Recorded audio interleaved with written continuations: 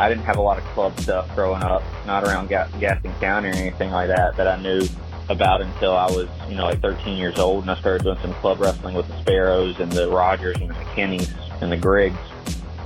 I got cut from the baseball team that spring, so I was like, well, okay, well, I'm freestyle and Greco, right? And maybe that's just my personality, right? I found the sport, loved it, and kind of dove into it. That was right there before the internet was getting too big. I didn't really get a cell phone until my senior year, so I was reading old Wrestling USA magazines that I got from my coaches. I loved wrestling. I loved being good at something. It was, a little bit of an identity that way, right? And it was, it became a little bit of a hallmark, and it was, something that you knew that could take you places, and that's kind of what it did, right? It took me out of Gaston County and took me all over the country, and some places, internationally, and brought me back. Went to Fargo a lot, won a state title, and then went to Gardner-Webb University, where I ended up qualifying for the NCAAs early in my career. Just obviously that's what I always wanted to do, and what I love, and I keep saying that I don't know what else I want to do when I grow up, and I'll figure it out. I don't think I started to realize that I was a standout wrestler until after the fact, and maybe starting to listen to people a little bit more and relaxing. That's what I try to maybe work with my athletes on the most. Myself in general too. I'm talking to myself as much as I'm talking to them. Is be in the present moment. Worry about trying to go score the next point in front of you, and that's really the only question that we should be asking ourselves while we're out there wrestling is, where's my next point coming from? Where's the spot that my next point's coming from? I like the idea of becoming the human weapon like that, of being able to wrestle so many levels deep that it's okay. He hit me with the, how you remember this stuff, right? It was like 20 seconds left. He knee taps me with a front headlock. I'm like ahead by 4 or something like that. He knee taps me on my back, gets 2 takedowns, 3 near fall, right? And we come out and he wins. So I lose the match by 1 or 2 points. You got to think about it on the other side. I try to think about it on the other side too, of like, I was in that position. How many people get to say they were ever in that position? It goes back to the philosophy. I'm starting to get a little bit emotional about it, but be the man in the arena. It's not the critics who count. Be that man whose face is marred with blood, sweat, tears, and dirt, and don't be among the cold and timid souls who know neither victory nor defeat. But it also is because we're all so competitive, and we all want to be the best at what we do. We're raised a little bit different, right?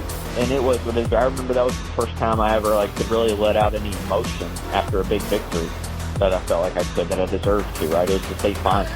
And I remember looking up and just throwing my hands up in the air and going and looking towards the stands where these Gaston people were sitting way up there, and I remember seeing my dad just clapping as hard as he could. It matters, and doing those type of things matters in order to at least get the experience that you need to get to the next level, to get yourself in front of the people that you need to get to the next level. I believe in folk style wrestling because it's so based off of the concept of control, right? Are you in control or did you lose control? That our bad technique doesn't matter sometimes, and we can get away with stuff that in the Olympics are going to get you tagged. As much as practice is, that's what it is. Practice is for practice, and it's for developing our techniques, and it's for going through situations. But we don't learn the lessons of what we have to improve on unless we go through competition. It should be an inherent, and it is a given that you want to win. That's okay. Okay, good. That you want to win. You're nervous that you want to win, but you don't want to lose. That's okay. All right. We know that. That means you care. So let's start to frame it in the right place on top of those nerves of going out and figuring out what we do good and what we got to get better. If you ever want to be about it too, you got to do it, right? You ever want to go big time wrestling, you got to get yourself in front of where the big time people are at.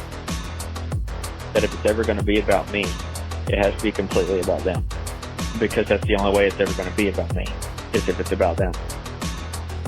Wrestling's it's going to be tougher going up to Division I than it was at Division II, but it's just as tough, and it's just as deep at Division II in a lot of spots, even though those guys aren't as well known, and those programs, like I said, don't get on TV as much. Like, those wrestlers are really good. People who treat Division II as a lesser than opportunity are the ones that go in and get run out pretty quickly.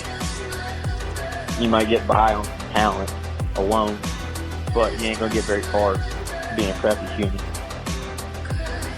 You keep dedicating, stuff like that. Not only are you working at your regular practices, but then you're trying to get some extra work wherever you can. You're asking your coaches for it. You're using your Instagram and watching wrestling. You're staying at it like that, and then you're trying to go put in more on top of that. Keep moving forward and do the best you can with the day you got in front of you.